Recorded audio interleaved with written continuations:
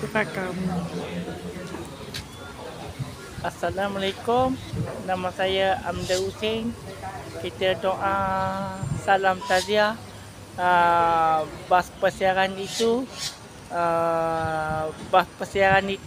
dekat datang dari Tanjung Malim Perak nak balik ke JT Terengganu nak beraya Hari Raya Haji Adha dekat balik ke JT Terengganu.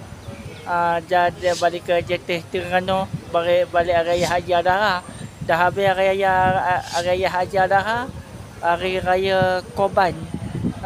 Cuti raya tak balik ke sana dekat Tanjung Malim Perak. Dah accident dekat Lebuh Raya Timur Barat dekat Gerik Perak.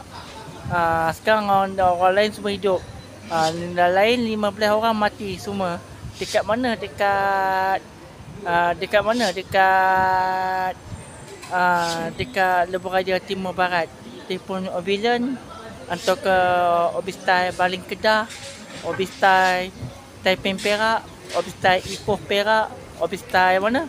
Obistai dekat Taiping Perak, Obistai Tanjung Malim Perak, Obistai Ipoh Perak, Obistai Gerik Perak. Bin jenazah untuk ke masjid Masjid dekat JT Terengganu. Solat subuh, solat jenazah, solat jenazah hari Selasa lepas, hari Rabu lalu. Dah ke bumi satu kubur Islam ke sana. Warga orang dekat sekolah Universiti Sultan Idris Tanjung Malim Perak baca Fatihah. Sedih semua tengok. Fatihah. Bismillahirrahmanirrahim. Alhamdulillah Rabbil Alamin. Ar-Rahmanir-Rahim. Maliki Yaumiddin. Iyyaka na'budu wa iyyaka nasta'in. Ihdinas siratal mustaqim. Siratal ladzina an'amta 'alaihim ghairil maghdubi 'alaihim waladdallin. Amin. Semoga Allah mencuri rahmat. Nama saya Amda Hussein. Dekat Masjid Negara Kuala Lumpur. Kita doa ke dia solat